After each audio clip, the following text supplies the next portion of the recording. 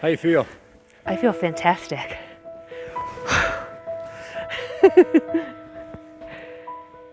Wendy Chioji, a 12-year breast cancer survivor, has recently been diagnosed with a new, rare, aggressive cancer called thymic carcinoma.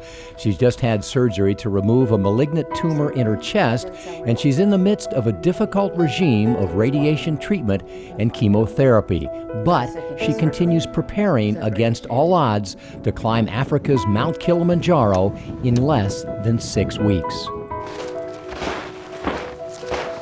Everything centers for me around this Kilimanjaro hike. It's an incredible symbolic achievement, victory, summiting on the top of one of the most famous mountains in the world. I will do everything that I can to make it to the very top. It's amazingly important. Chioji is not alone. She's one of 4 cancer survivors and a dozen advocates from the cancer community who are part of Survivor Summit, a life-challenging test of the human spirit. Their mission, to reach the frozen summit of the world's highest freestanding mountain and send a message of hope and inspiration to 32 million cancer survivors worldwide. Here we go. This is going to be the workhorse. Yep. I'm Mark Middleton, the CEO of Boulder Broadcasting. At 62, I'm the oldest member of the team. My mission is to try and keep up and keep shooting in order to share the story of those who are risking it all to make a statement about the importance of belief and the power of love.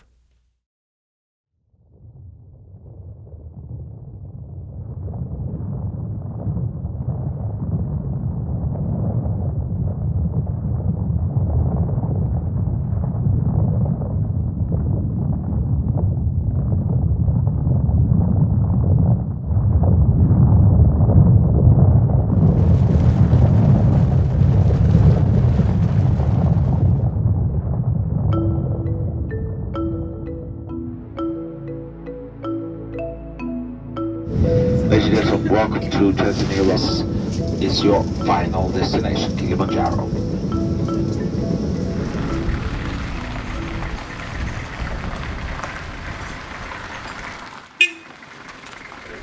One by one, we arrive at the Kia Lodge in Arusha, Tanzania, where we'll have just 24 hours to begin the process of forming a team that's capable of enduring the toughest test of our lives.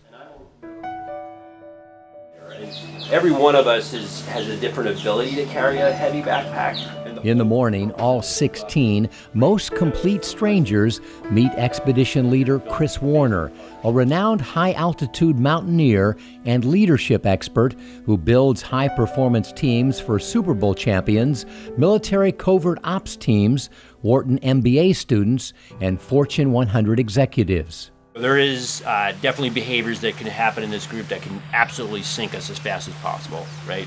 And then there's behaviors that can actually elevate us and increase our chance to get to the summit. And we find that if you don't talk about this stuff in the beginning, it comes back and haunts you in the end. Only 20% of all climbers reach Uhuru Peak, the highest of 3 summits on Mount Kilimanjaro. The odds of getting all 16 of us to the summit at the same time are remote. Despite that, the team boldly decides that we will all summit together or no one will. Warner says the only thing that can lift this group of strangers to the summit together is love. We will quickly learn to put the needs of others ahead of our own, or we will fail. All of us are going to be asked to make sacrifices throughout this trip, whether it's carrying extra gear, going at a pace that's not comfortable for you, being extra cold on summit day because somebody has to go slower. Whatever it happens to be, we're going to make those personal sacrifices. I think that most of us have only known each other 24 or 48 hours, and already you can see that they give up so much to help each other, to help me, and I would do the same for them. It's going to be an amazing week. The team includes Dr. Matt King and Chris Callahan, two of the co-founders of Survivor Summit, an organization that leads cancer survivors on life-altering journeys while raising money to support the Livestrong Foundation. This group has already raised nearly $200,000. Hi, we're friendly. Hello. We like you. In addition to Chioji, the other cancer survivors on the team are Livestrong CEO Doug Allman, a three-time cancer survivor from Austin, Texas, colon cancer survivor Jeremy Jungling from Jackson, Mississippi, and breast cancer survivor Bree Sandlin from Katy, Texas. And now we're going to take you through a one-level anterior cervical disc procedure. Dr. Robert Masson, a world-renowned neurosurgeon from Orlando, Florida, is climbing to honor his father, who recently passed away from prostate cancer, and his sister Callie, a 20-year cancer survivor. He's also come to make a statement about extreme recovery. Less than 6 months ago, Dr. Masson had artificial disc surgery on his neck. Fearing that he might become disabled, he spent 6 months prehabbing, getting in shape for his surgery. The prehab guaranteed a good outcome and guaranteed that I wouldn't become disabled by the experience. And I think that if you do everything you possibly can to maximize your recovery, to maximize your journey and your fight, your odds of being the exception, being that person that overcomes, is so much greater. And I think one of our challenges is to continue to inspire people to keep fighting even when it seems hopeless. Over the next 7 days, this team intends to prove that extreme recovery is possible and that life is worth fighting for. Every conflict in life is supposed to change us, to help us develop into the person we hopefully want to be. And so we're provided with this opportunity, right? This opportunity to grow, this opportunity to, kind of be a little bit of a symbol for other people that have suffered tremendously, or amongst ourselves have suffered tremendously. And so that's the why that we're here, right? So every great group has the why. I think the summer days can be pretty emotional, but I think it's going to be, the juice will be worth the squeeze.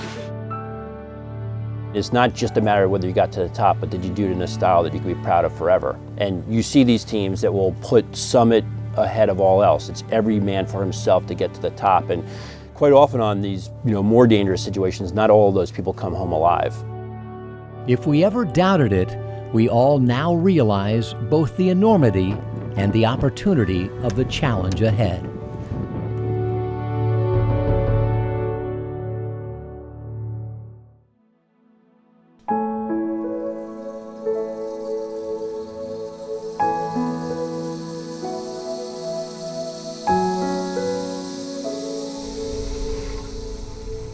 The next morning, the team leaves Arusha for a 4-hour drive through rural North Tanzania.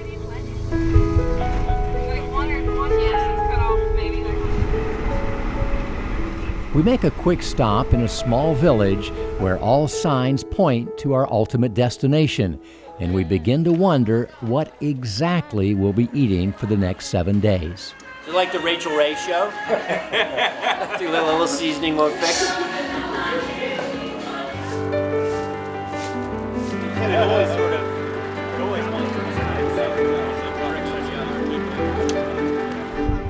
We continue west until the road ends at Nalimuru, near the Kenyan border, at an elevation of nearly 6,400 feet.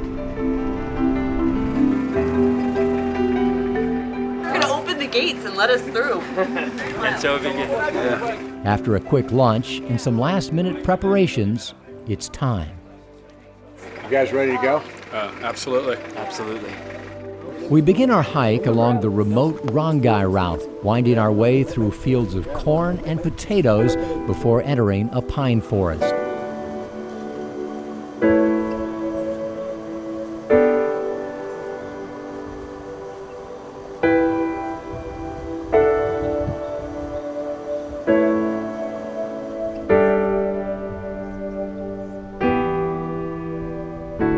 There's a big, huge spectrum in terms of, camping experience. There's a big, huge spectrum in terms of like endurance experience.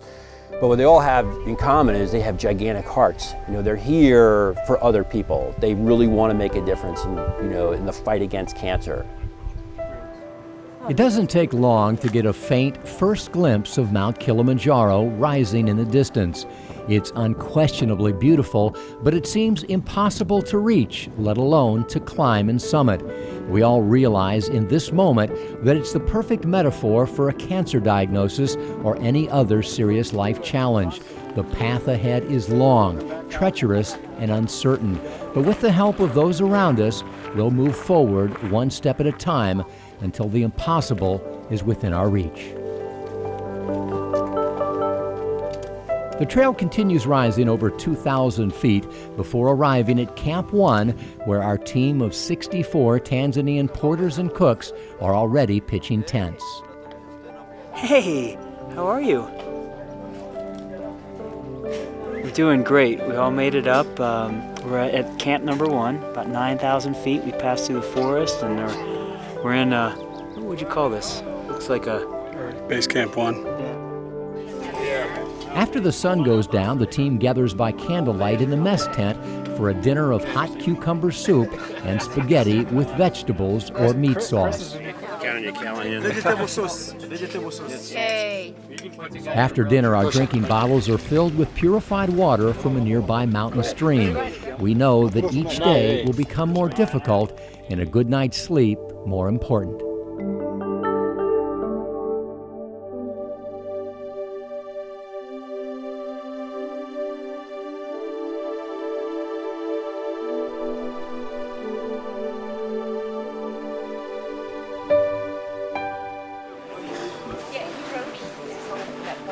We slept great until the water started dripping on our ear, but we handled the situation. I slept through that. He woke me up. After breakfast, the porters clean up and begin to strike camp as we hit the trail. I'm optimistic. It's nice the rain stopped.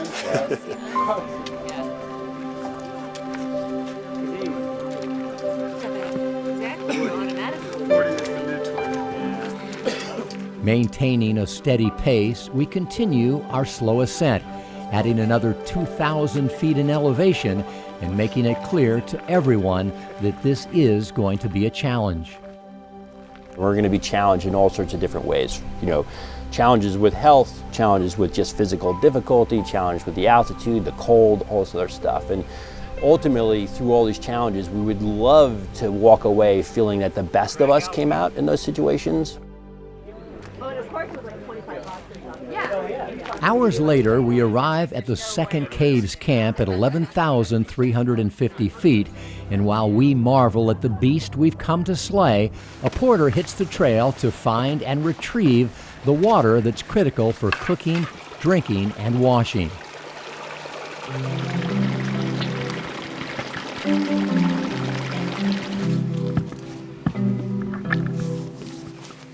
We're not having any problems. This is a strong group. Everyone's obviously done their homework by training and getting ready for this thing, and everybody's heart's in the right place, so the miles are just rolling away.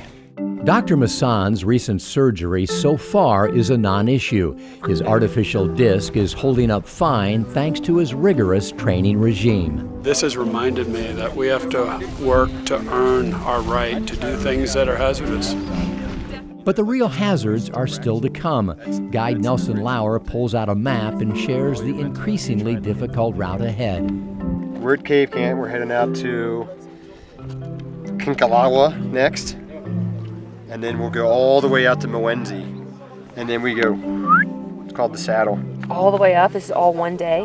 Yeah, it is. So after rest day, we go boom to Kibo Hut. And then we go to Uhuru Peak. And then we go all the way down. This is gonna make you sick, right? We go all the way down to here. Oh. And then all the way out to the gate. I think we need to go here. Barfew Camp. Barafu. Oh. Barfew. Yeah. It's got my name written all over it You wish we could, but it's not on the program. So where are we now? So we're here. Here, Actually, right? we're here. Yeah. You know, I've led over 200 international expeditions and summited Everest and K2, and people constantly underestimate Kilimanjaro, thinking that it's going to be an easy climb, and it really isn't. It's day after day, especially when you're new to things like camping. You know, all these things kind of compound on top of each other, just exhausting you, and that's why there's such a low success rate on Kilimanjaro. You know, maybe truly 20% of the people make the top. About 40 to 50% of the people make it to the crater rim and call that good, but this group is going all the way. 2 days in, what's your initial reaction? You know what? It's harder than I thought it would be. Everybody describes it as a hike and you're just gonna walk, but today there was hands and feet scrambling up rocks that were a good foot and a half step, and through streams, and it was muddy, and so it's a challenge. It's a challenge for everybody. This is not the first major challenge for Chioji.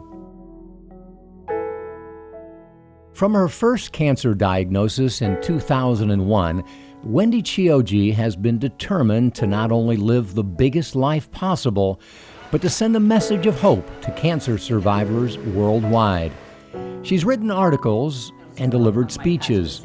She's ridden her bike cross-country, crossed countless finish lines, and even climbed mountains, all to raise money and awareness for cancer causes. This has just been the most amazing adventure. It's just such a test of character and willpower and desire to do something great for people. When cancer first intervened in 2001, Wendy was a major market TV news anchor leading a high-profile, glamorous life. The diagnosis was stage 2 breast cancer, and Wendy didn't hesitate to share intimate details of her battle with the many viewers who considered her part of their family. We're not that far away, Mark, like you said a little while ago, from when it was cancer. Nobody really talked about cancer. And for me, with the television station and however many thousands of people watch every day, I can shout, it's cancer, and I'm a survivor, it's cancer. So that was my obligation. I do believe it was my obligation, but it was one that I fulfilled happily. Wendy had chemotherapy, followed by a mastectomy and 2 reconstructive surgeries. She emerged cancer-free with a new appreciation for the value of every minute and a determination to not only survive, but to thrive. Because all of a sudden it's like, yeah, maybe you have next year, and maybe you don't. So you just got to go for it right now. So, at the age of 46, Wendy walked away from her TV career and moved across the country to begin a new life as a ski instructor, adventure racer, triathlete, and above all else, an advocate for cancer survivors and a fundraiser for the Livestrong Foundation. But she wasn't through being tested. In the summer of 2013, an MRI, a routine part of her annual post-breast cancer regime, revealed a small mass in her chest, and doctors went to work. I went in and the surgeon collapsed my right lung, and with the most amazing technology, with 3 probes, went in with one with a camera, one with a snipper, and one with a grabber, and kind of pulled out what ended up being the thymus gland. And it turned out to be thymic carcinoma, which for most people, unfortunately, is found at later or more advanced stages. I'm so lucky. My oncologist told me that really it's a blessing. This kind of cancer usually isn't detected until it's very, very far into the system, until it's in the lungs, it's in the heart, it's in the membrane around all the organs. Wendy returned to her home in Utah, where she underwent a difficult regime of radiation and chemotherapy, and set her sights on climbing Mount Kilimanjaro and embracing one of her major philosophies about life and how you live it. One of my big ones is say yes, embrace opportunity. Opportunities present themselves to you every single day. And if you start saying no to them, you're shutting off your life and your list of experiences even before you even get a chance to do it. So my big thing is take calculated risks. That hasn't changed in years. Say yes, go out and do things. Try to be great every day, because it might be your last day. You have no idea. How powerful is her example? In the middle of a second cancer battle against a rare and deadly cancer, barely able to swallow from radiation treatment and weakened by chemotherapy, she says this. Oh my gosh, I have the best life. I'm so blessed. I'm so lucky. no matter what happens, I have the greatest life. Sometimes it's just to make sure that you appreciate the good stuff, that the bad stuff comes. I get it. I'm on it. Back on the mountain, the cooks are preparing another hot dinner, which is quickly becoming the highlight of the day. It's amazing. I don't know how you get the ingredients up to 11,000 feet to make chicken soup and grilled cheese sandwiches, but these guys are absolutely amazing.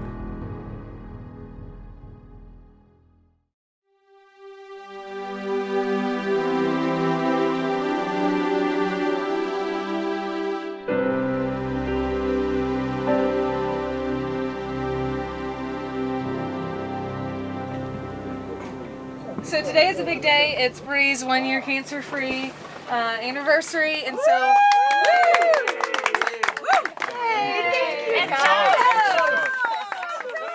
For Bree Sandlin and her husband Stephen, this is a major milestone, a moment that marks the end of 2 life-changing battles. The first began 7 years ago, shortly after the greatest day of their lives. My husband and I have been wanting to have kids for a long time. We've been trying. We weren't successful, so we went through IVF, in vitro fertilization. We were blessed with twin boys, which was wonderful. But one of our sons immediately had problems. Day 2, started having surgeries. He was in the NICU for 9 months. During his 6th month, he had a stroke, a massive stroke, and I was left with the diagnosis of cerebral palsy. Bree and Stephen's lives changed overnight. Let's look at overall profitability rather than just revenue. Bree is a marketing executive with Shell Oil. She loves her job and is grateful that it provides the resources to care for Beck. So, without hesitation, Stephen quit his job as a graphic designer to do what had to be done. He needed to be home full time, and it wasn't even a question or a thought. I mean, he just so willingly said, I'm happy to give my time and my life to be there for him. And it's inspirational. He's nothing but a blessing to us. If not his perseverance and watching him make it through these things that every single doctor says he shouldn't make it through, it's hard to not be inspired by that, and it's hard not to work for him when you see what he's done for himself. Can you smile if I talk about the Wonder Pass? Beck cannot roll over on his own. He can't walk or crawl or stand up. If Beck's going to do something, it's because somebody else does it for him. 100% reliant on other people, feeding, sleeping, everything. And he's cognitively completely functional. He is what the doctors consider a lockdown syndrome, where he can't communicate and he can't tell you what's going on, but he understands very well what's going on. He understands that his brother's running circles around him and that he doesn't get the opportunity to do that. And I don't hear him complain about those things. I don't see that in his eyes. Beck, you got Batman. Yeah, he's the most amazing blessing we've ever had in our lives. He teaches us every day what true strength and perseverance and courage is. But the Sandlins' capacity for strength, courage, and perseverance was about to be tested again. We had thought for sure we had been dealt our biggest challenge in life in caring for Beck. And when I was diagnosed, I think we found out that was wrong. Facing your own mortality is actually a lot harder. And especially when you have a whole family depending on you.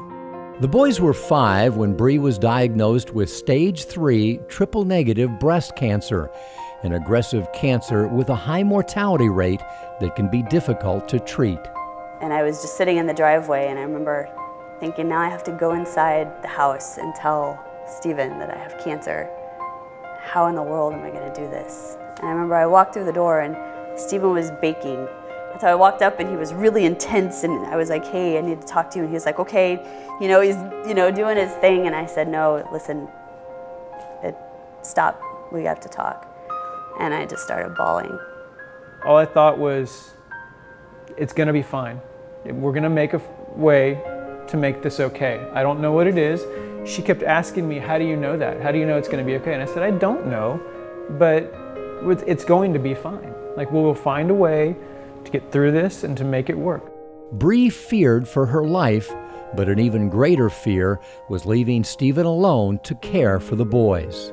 And I remember thinking, I can't spend any money. I have to save every penny so that Stephen and the boys have money when I'm gone. And I remember thinking, I had just bought a new blouse for work, and I remember thinking, I need to go return that blouse so that there's money in the bank when they need it when I'm not here to be the breadwinner.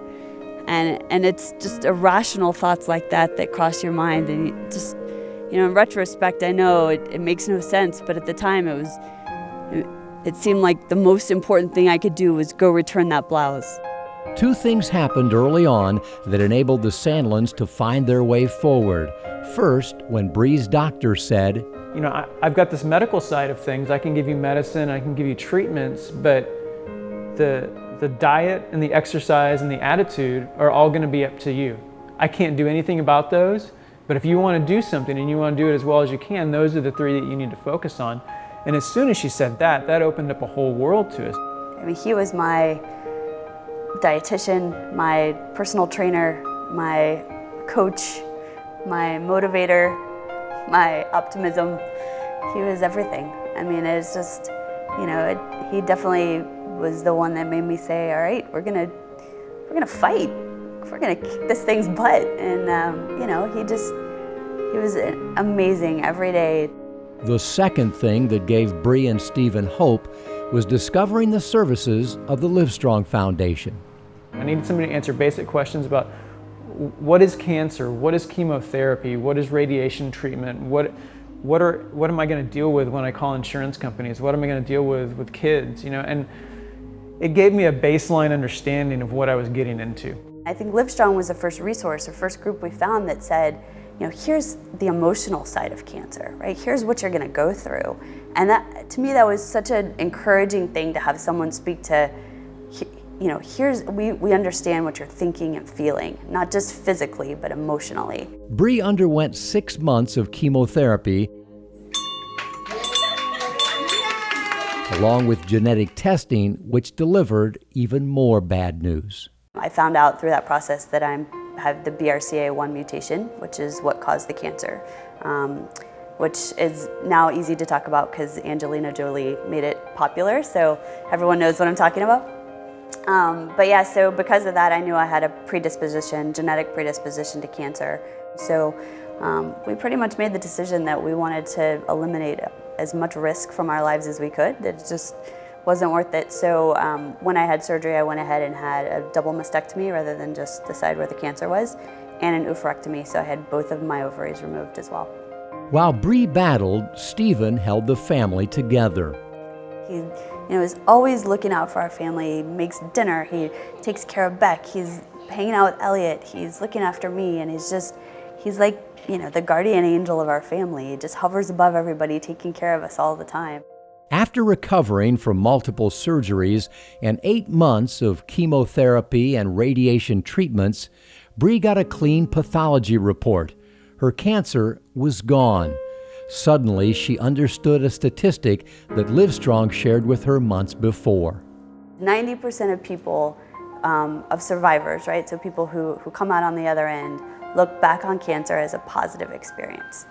And I remember at the time reading that quote and to say that complete bullshit. There is no way that I'm ever gonna look back and say, oh, I'm so glad I got cancer, right? That was a really positive thing in my life. And I remember thinking that at the time, and now I'm on the other end of it, and I know exactly what that means, right? I was given a chance to appreciate life so much more, and to know how much everything means to me and what I love and what my passions are, and just stop going through life in a regimented system, and to take time to appreciate it. And I think Livestrong opened my eyes to that. So Bree and Stephen joined Survivor Summit to help Livestrong and to celebrate Bree's 1-year cancerversary on Mount Kilimanjaro. Climbing the mountain to me is like just the perfect metaphor for everything. I mean, it's putting one foot in front of the other every single day, no matter what, no matter how hard it is. It's, reaching this pinnacle. It's relying on everyone around you for support, and to get there. I mean, it's the perfect metaphor. I think for me, it's just going to be a very emotional moment.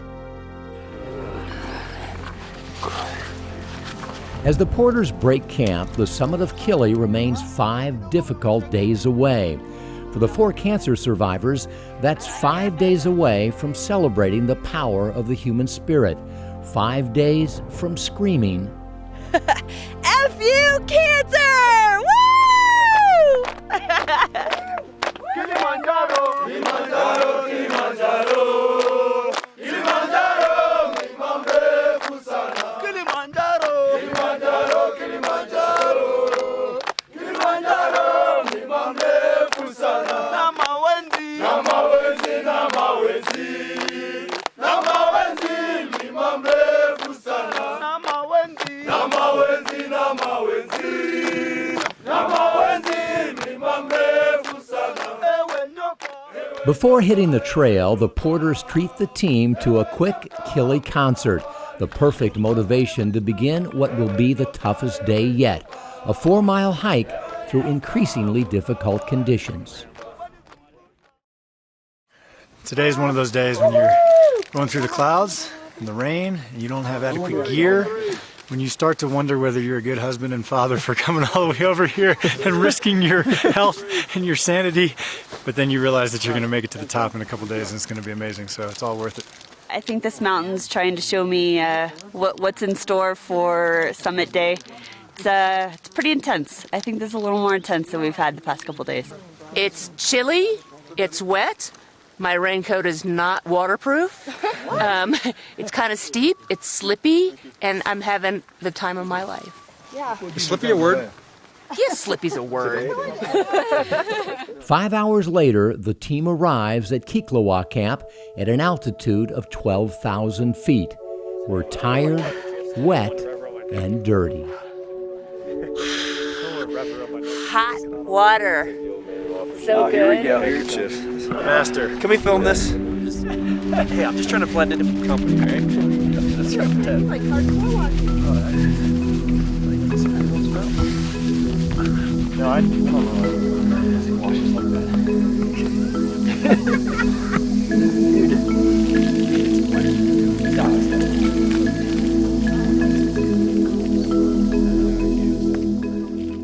After freshening up, it's time for dinner and letters from home. To Claire and to Jared, may Mother Nature be fair. May this be a memory that you'll always share. May your muscles be strong and not grow too weary. When you reach the top, may you not get too teary. May you remember the cause for which you climb and wish peace to others taken before their time. Through your love for each other and your friends, you are rich.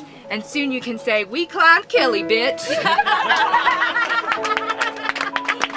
In addition to the main honor flag that the team hopes to unfurl at the summit, many team members are carrying smaller banners from their community bearing the names of survivors and those who ran out of time.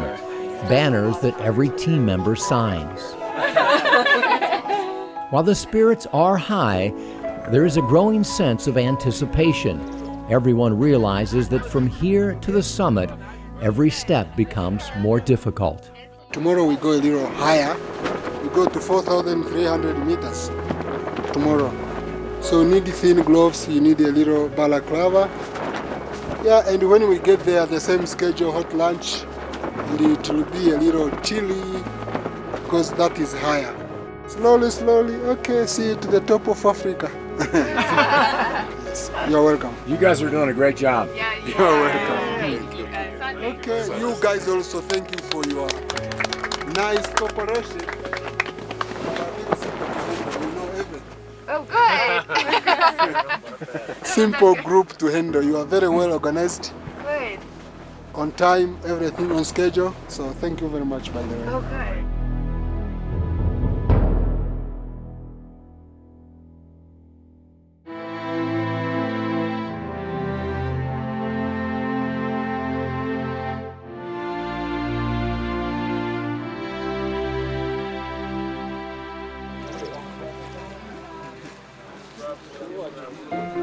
Can you describe what's ahead? What's the nature of today's hike? Yeah, so it's a trail that the trail completely overhangs, so it's all hands today, no feet, and it's about 4,000 feet of elevation gain. Worst part is a herd of lion that hang right at the base of this giant cliff we're going to climb. So chances are maybe 6 or 7 of us will make it through alive. And then a rest day for those who do? Oh yeah, those who do, they have we have all sorts of things. There's a thermal pools that we're going to lay next to. The next camp's run by the Four Seasons Corporation, so it's quite nice.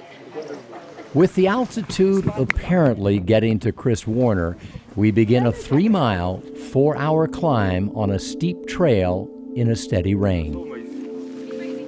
Good. It's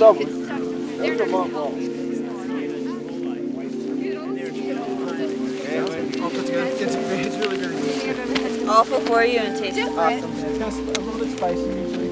My wife did Wonders Mountain, huh? The trail eventually leaves the vegetation behind and enters the clouds. After a difficult and exhausting climb, the team arrives at Mwenzi Tarn Camp, situated in a cirque at 14,200 feet. A cirque is a bowl-shaped mountain basin carved by glaciation that usually contains a small round lake. Mwenzi, one of 3 volcanic cones on Mount Kilimanjaro, is steep, jagged, and extremely dangerous. Prior to 2013, Mwenzi had fewer ascents every year than Mount Everest. In 2013, it was declared off-limits and can no longer be legally climbed. It's been incredible. It's more than I could possibly have imagined. It's more beautiful than I even thought it could be. Sometimes, pictures and even videos don't always do justice to the scenery that you see around you, and it's been magnificent. I think the thing that makes it even better for me is doing it with Claire. I always call her my angel. She's strong and stronger than she ever will know. Oh, I need a mixer spoon. Are you going to whip something up? Jeremy and Claire met on Match.com, and even before meeting in person, the sparks were flying. I said, this is it. I told all my friends. I said, if he's anything like his emails, plan on us getting married in October. Go ahead and put it on your calendars. And then instead we got married in July before that, within 5 months. All right, today's workout is going to be a doozy. The two share a passion for running and volunteer as coaches for a Couch to 5K program, inspiring and training men and women of all ages and all fitness levels to get moving. They have a never-ending energy to help people and to motivate people to help themselves. Our slogan is relentless forward progress. He has always said that from day one. Always go forward, always be positive, and make the best of the situation. More than a slogan, it's Jeremy's personal philosophy, a mantra that was about to be tested. Their honeymoon was barely over when Jeremy began experiencing abdominal pain and overall weakness. Claire encouraged him to get tested. My doctor called and told me there was a mass in my colon and that it had to come out immediately. I asked my doctor a couple times if it was cancer. I got the idea quickly she didn't want to say those words. So I kind of asked her in a backwards way, well, can it be anything but cancer? And she said no. And then my next call, of course, was to Claire to tell her, what was going on. And you feel almost guilty. I felt like I had let her down, especially being relatively newlywed. And I just remember sitting in bed and I couldn't get out of bed because I thought, I don't know how many more moments, how many more mornings I get to wake up with him. And I remember being so mad at God because I thought, you just gave him to me. We were both older when we got married, and we've been through a lot. And I thought, why didn't you let us meet earlier? If you're going to take him away from me, why now? Give me more time with him. Claire and Jeremy had one another, but they needed help. They needed a plan. They turned to the internet for information and, in a sea of confusion, found a trusted source in Livestrong. And I spent a lot of hours late at night just reading articles and trying to find even the slightest advantage over cancer. You know, whether it's exercising more, eating right, whatever I could do to increase my odds to be around, we were going to try to do whatever we could.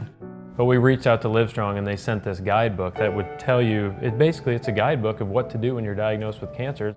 Jeremy had colon resection surgery, spending nearly 2 weeks in the hospital. Shortly after surgery, Claire was helping Jeremy walk in the halls of the hospital when they passed in front of a large mirror. I remember standing there in that mirror with Jeremy in his hospital gown, like barely able to talk. They were making him walk and it was miserable for him. And I'm in like pajamas. I mean, like, I looked homeless, like I looked terrible. And I remember standing there and like the juxtaposition of that image to our wedding photos from a year before, that I was like, that's what it's about. Like, I didn't sign up for this for some glorious, awesome life. Like, I signed up for this for, you know, sickness and health and richer and poor and everything. And that to me was just like, and that's what we're doing. And that's it. That's the next step. And then the next step after that will be better. He's like, what is that? Baby. It was the Jungling family motto in action, relentless forward progress. Jeremy's surgery was a success, but he still needed 6 months of chemotherapy. Doctors told him he couldn't run during that period. And I remember those exact words. He said, forget about all that stuff. And I was like, I'm not going to forget about all that stuff. 2 weeks after surgery, Jeremy took his first run. And I had just had a bunch of colon removed, and it probably wasn't the best idea, but it was glorious because I felt I was running again, I was alive, you know, I was really celebrating life. He began to lift weights and ride his bike. As his strength returned, his short runs grew into longer runs, and soon he was running 5Ks, then 10Ks, half marathons, and even a 50K ultramarathon. His cancer was gone, and his desire to live was stronger than ever. I used to always say, oh, and you know, when I get older, I'm going to do this, I'm going to do that. Well, now I've actually started to do those things, and it's kind of started a snowball effect of where I'm going to keep doing those things. I'm going to live while I can live, and I'm not going to put stuff off, so what are we going to do next? And it popped up on Livestrong on Facebook. It said, hey, Survivor Summit, if you want to climb Mount Kilimanjaro. He sent me the application, and I was like, well, I'll make this all about Jeremy and how much he deserves to get it, because I don't really want to do this. Like, that sounds dirty, it sounds hard. I don't camp, like, this is not me at all. And then they came back and they were like, you're both selected. And I was like, wait, what, me? Are you sure that's the right name on there? Because I don't think it is. And yeah, it was me too. And I was like, well, if he's going, I gotta go. Jeremy's treatment was a success and his recovery extreme. But like most survivors, he's still looking over his shoulder. You don't know if it's ever going to come back. I'm always scared to say, hey, I'm cancer-free, and maybe for the moment I am, but I guess it doesn't really matter to me. I say it all the time. He's cancer-free. I'm so happy when they said those words. I'm just going to keep moving on and, you know, doing the best I can, assuming it's not there, and living my life. And conquering Kilimanjaro has become an important part of that quest to live life for both Jeremy and Claire.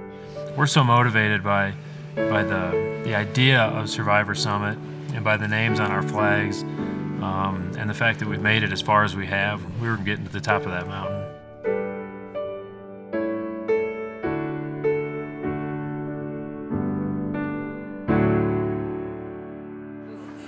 I would take that number because it looks really good.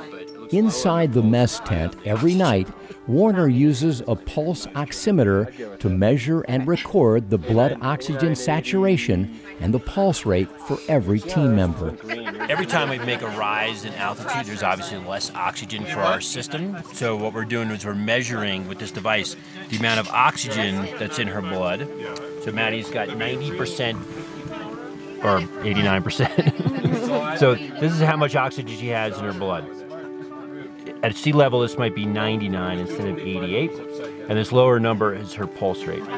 And we just monitor this over time, and it's just one of the little signs or data points that we have to see how well you're acclimatizing to the altitude. If we watch that number, and if all of a sudden Maddie went down to 60%, that would only mean that 60% of the oxygen is getting to every part of her body. So her brain would be deprived of oxygen and she'd probably start, well, number one, losing fine motor skills, then gross motor skills. She'd lose about a dozen or two, maybe 20 IQ points. So I'd finally be able to understand what she's talking about, since she's so erudite and sagacious.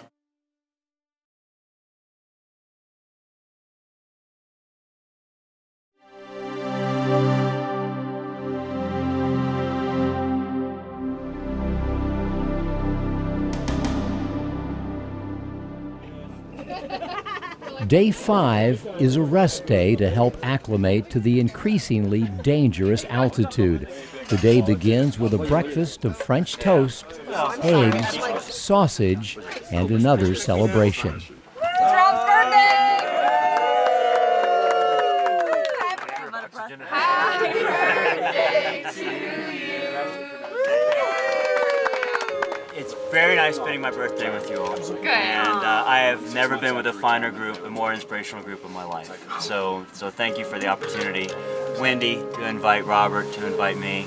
And I really appreciate the support, and just being part of this very, very important event is it's a heavy, but very, it's weird because it's heavy on the shoulders, it sort of lifts the feet. It's a strange dynamic, so thank you all very much.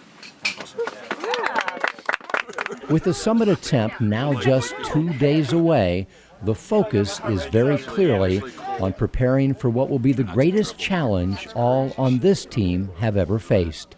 Hydration and Diamox are the two things that are going to prevent 70% of the cases of, acute mountain sickness. So being well hydrated today, being well hydrated tomorrow is going to make a huge difference. If you guys have caffeine packets, like any goo with caffeine in them, save those for like the 4 o'clock hour. They are brilliant because it's happened to me every time on Kili that you get cold, but you also start yawning and you get a little tired at the same time. Those like caffeine packets bring you back. It's nice. Among those nervously anticipating the challenge ahead is Livestrong CEO Doug Allman. Yesterday when it was pouring rain, I started to have some doubts, just like everybody else, but I think if you don't set goals that seem unachievable, you never live life to the fullest. I'm as nervous as can be about tomorrow and the next day, and I have a lot of doubts, but I think it's the group and the community that will carry us all to the top. And when things get hard, we'll think about those people that we love and those people that we wish were here with us. I think it's great. I printed this out, it's on my desk. There's only 2 edits that I think I want to make. Okay. Doug is one of the world's top nonprofit executives. Under his leadership, the Livestrong Foundation has helped millions worldwide navigate their way through cancer. And one of the things that I think we're most proud of is that we've helped shift the perception of cancer, the dialogue around cancer, and we've helped create this empowered community of people who feel like they can live their life even though they have a history of cancer. Allman comes by his passion for helping survivors naturally.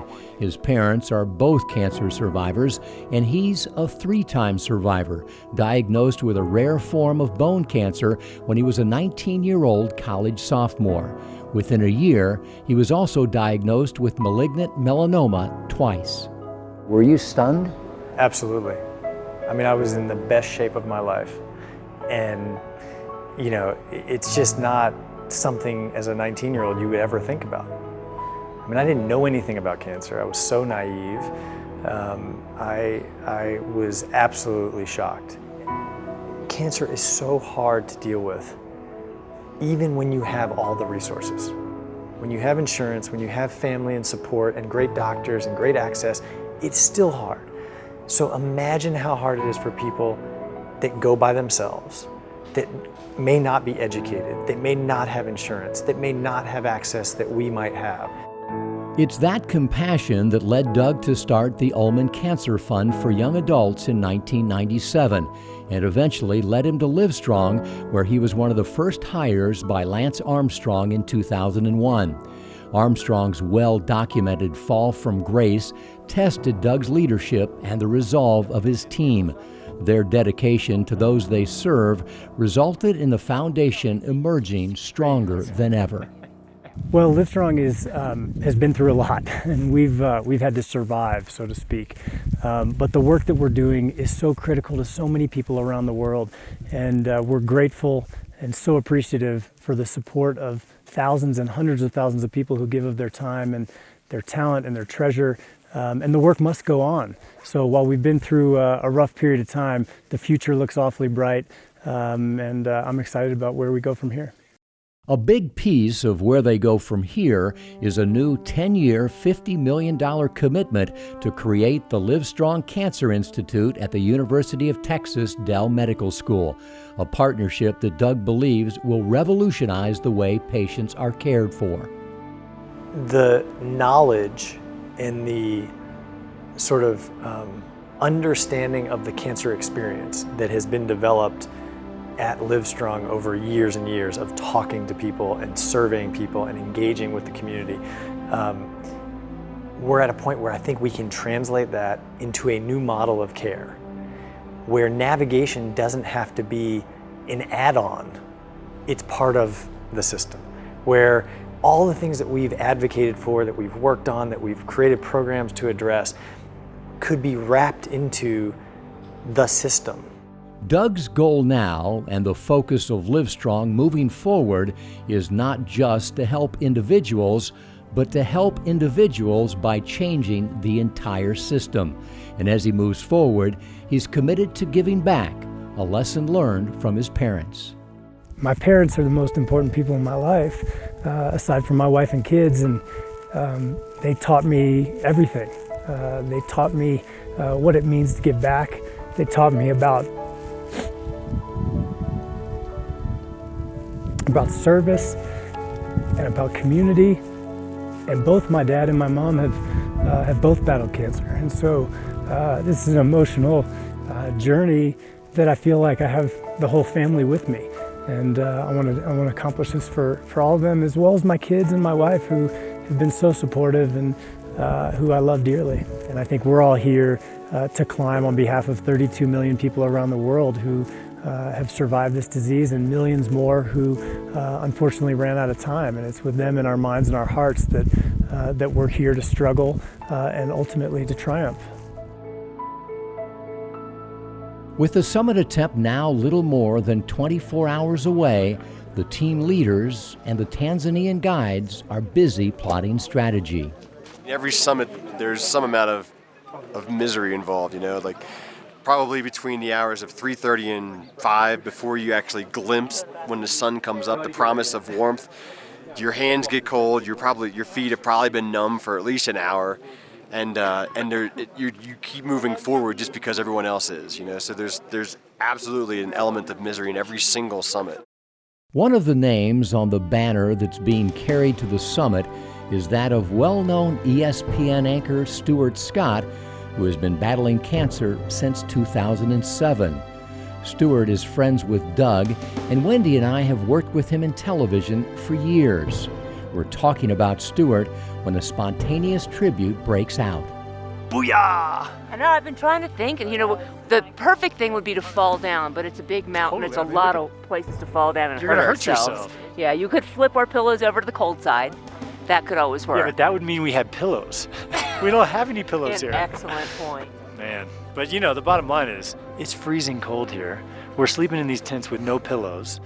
We're 5,000 feet from the top of this damn mountain. It's rained every single day. Every single day. We gotta say, the food is pretty good. Food is really good. We've had There's French some fries French almost. fries that were unbelievable. But the clouds roll in, they roll out, they roll in, the rain, but we just want to say hi, man, because you're going to the top with us. You're on the flag. I know you saw that tweet. We haven't had a lot of reception up here, but we're thinking of you always, and it's great to be here with all your friends, and just wanted to say hi. We've got, 5,000 feet more to go? 5,000 feet in 36 hours, and we'll be standing on top of, on the roof of Africa. Yeah, absolutely. I want to show you one more person who's here who wants to send his good wishes as well. He's the man behind the cam. Show yourself. Stewie, I miss you, buddy. I love you. Does this help? Do you recognize me now? I love you, Stu. We're thinking about you. Booyah! We love you, Stuart. Love you, Stuart. call you back in the States when we have reception and it doesn't cost a gajillion dollars. Let's get a golf trip on the calendar soon.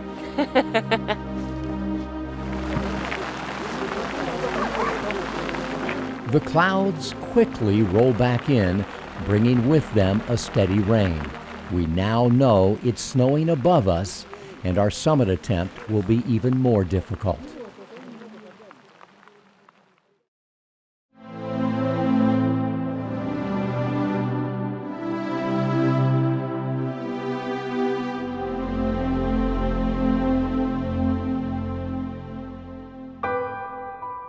The team awakens on day 6 to a snow-covered camp, which makes the hike to high camp through an alpine desert more scenic, but also more difficult. Jumbo. Jumbo. As they do every day, the porters carrying massive loads pass us on the trail so that camp will be ready when we arrive.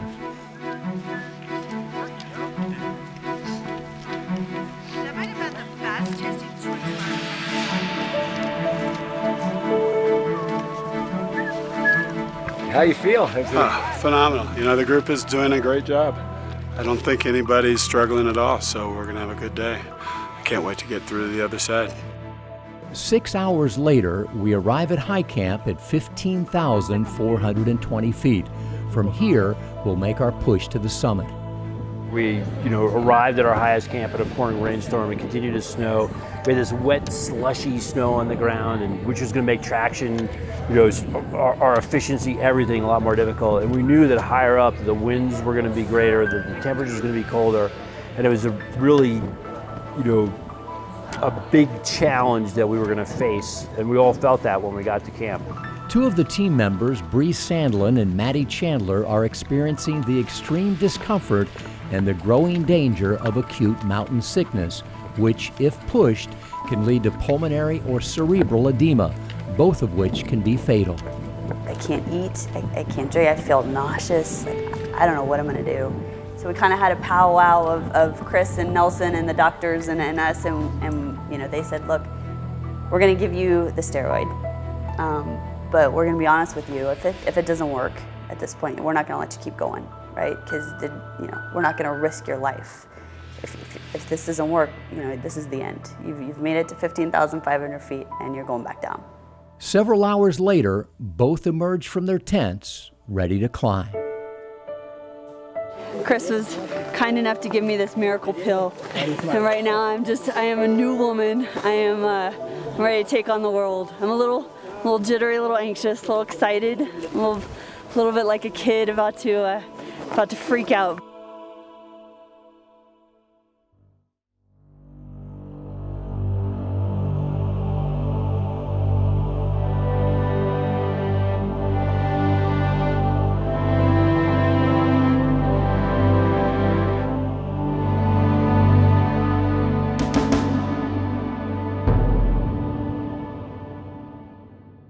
We get to ascend to the top of Mount Kilimanjaro. Woo! That is what we're doing today. It's going to be awesome. About the summit, this giant. Pretty excited about it. We've got almost 4,000 feet to go to the summit, and super excited, a little bit nervous, but it's a once-in-a-lifetime opportunity to do something that none of us thought that we'd ever have the chance to do. I feel fantastic. I'm ready to go. We've had a good group going up. We've taken our time. We've worked hard, and couldn't be more excited. Can't wait. You're gonna make me cry. I'm gonna make me cry.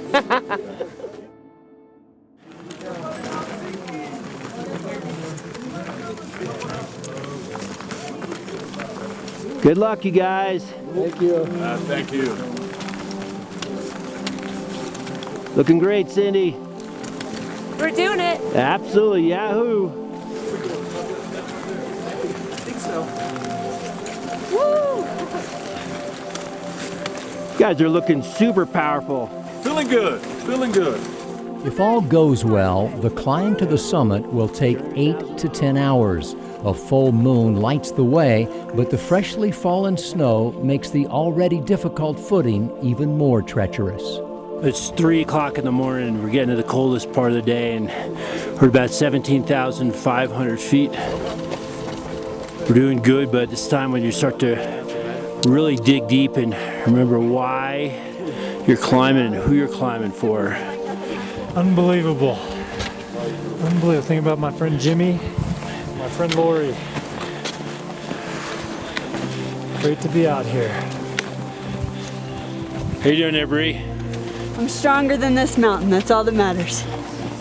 Rob, how you doing? Well said. The trail begins climbing nearly straight up through a series of seemingly endless switchbacks. All of a sudden, I just kind of was like, okay, you're gonna do it. You don't have a choice. You're gonna do it.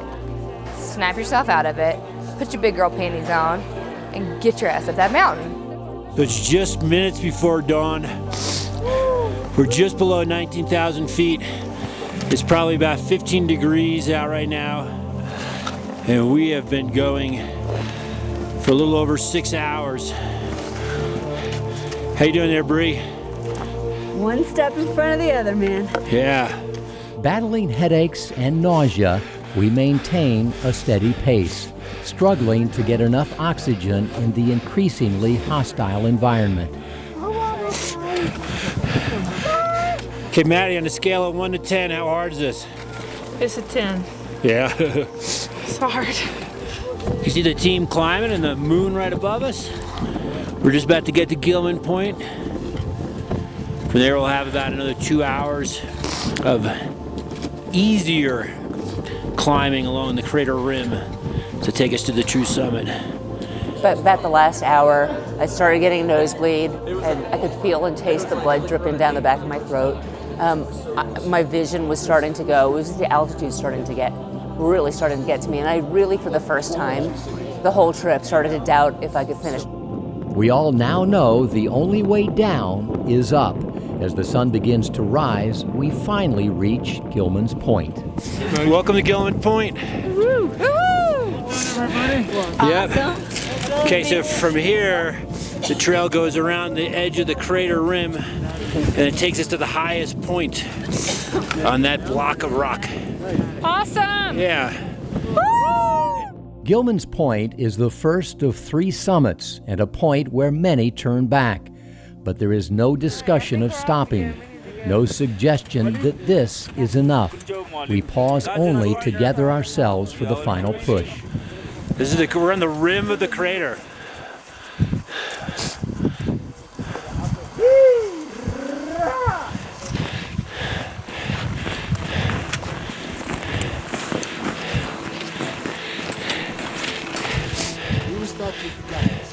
That easily was the hardest thing that I've ever done. Times it's hard to keep going, but we're here for a bigger reason, so here I am. It lulls you into thinking that it's easy, but it's the farthest thing from it. It's really, really hard. Just kind of symbolic of our Survivor Summit. I can't believe it's a year ago where I was versus now. It's like night and day. Night and day. It's very emotional. I bet.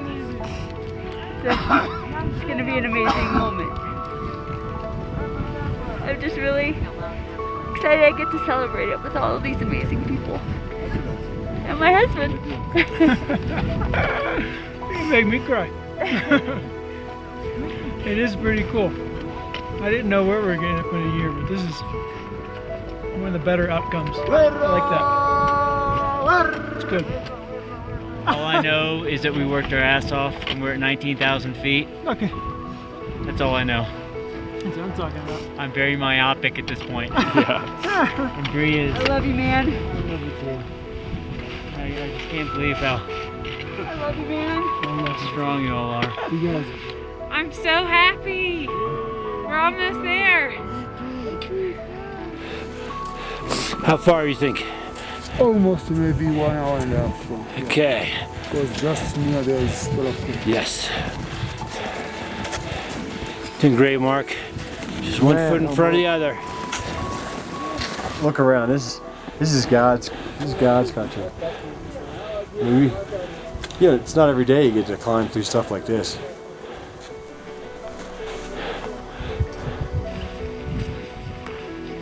We can now actually see Uhuru Peak in the distance. We pass Stella Point, the second summit, without stopping. We're above 19,000 feet, and every step is a challenge. 45 minutes to the top for 32 million people around the world that are suffering with cancer. That can get us to the top pretty easily.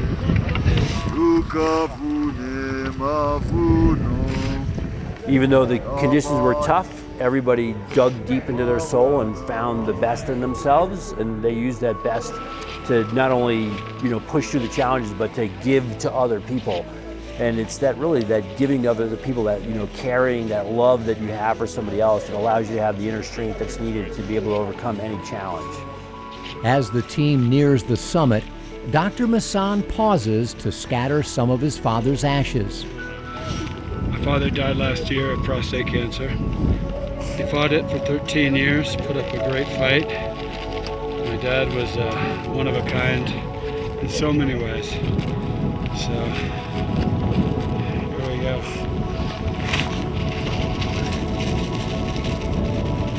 I love you, Dad.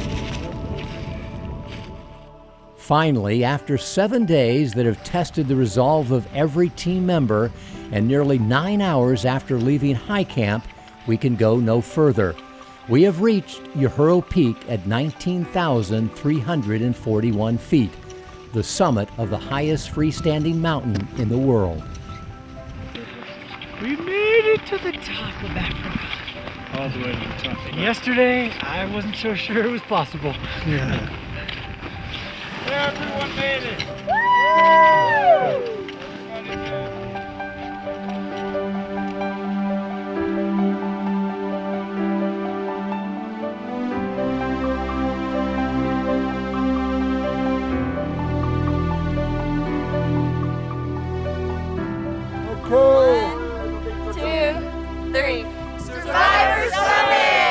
The statistics of getting to the top of this thing are about 25 to 30%.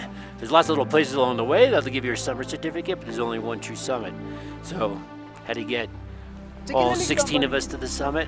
Well, it takes a couple of things. Obviously, we have to be physically strong, but more importantly, we have to love each other. And it was really love that got everybody up here, because everybody's willing to work extra to get somebody else, to make their life a little bit easier on the way to the top. And that's why I love doing these trips, because you just see people come together and just care so much about each other and make their dreams possible. Yeah, everybody pulled through. We came up as one group. Everybody helped each other out, and everybody's here. It's unbelievable. This moment is especially meaningful to the 4 cancer survivors. In many ways, this completes their symbolic journey. After struggling through the valleys of life, they fought their way to the mountaintop. All right, love you guys. Love you guys. Love you guys. The team has been at or above 19,000 feet for hours, battling the increasing effects of oxygen deprivation. But determined to honor those for whom we've climbed, we remain on the summit for nearly 1 hour. Finally, fearing the growing potential for acute mountain sickness, Chris orders everyone back down the mountain to high camp. 18 hours later, the team is off the mountain, thanking the Tanzanian team without whom this life-changing adventure would not have been possible. I have a stack of money. Our way to say thank you to guides and porters and waiters and kitchen staff that made this week so amazing. In addition to their wages and their tips, the porters pick from supplies the team is leaving behind as a further thank you. Everything from down jackets to solar chargers to $250 boots. Thank you, my friend. Yay! Hugs, hugs. Thank you so much, Arnold. We're exhausted, grateful, and empowered. It's time to party. Wageni mwakaribishwa Kilimanjaro, hakuna matata, hakuna matata, hakuna matata, hakuna matata. Jambo, jambo bwana, habari gani? Nzuri sana. Wageni makaribishwa Kilimanjaro, Hakuna Matata.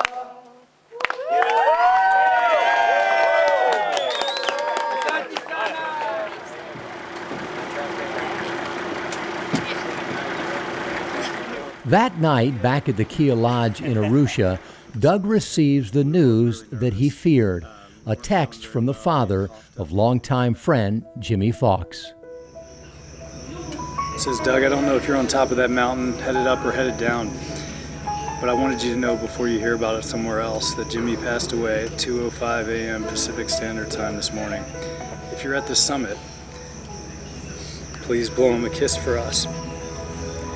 You know, if there's ever a doubt that these opportunities have a much broader impact, for me, that sums it up. So appreciate you all allowing me to be a part of it, and also just, you know, standing up there and holding that banner means a lot to a lot of people. We sit in the darkness, crying, laughing, sharing the lessons learned over the last 7 days. We know there are more battles ahead, but we now know we're up to the challenge because we made it. Every single one of us. We conquered Kilimanjaro. Cheers. Cheers, man. I'm sorry we closed. Cheers, man. Coming. It's illuminating, it's uplifting, it's powerful, it's spiritual, it's emotional, it's impactful. It's I run out of adjectives. It's just the most amazing, life-changing experience of my entire life. The moral of the story is we are all, every single one of us, every person on this planet is stronger than we give ourselves credit for. We can do these things. We can do unbelievable things. It just takes some leap of faith and some great friends.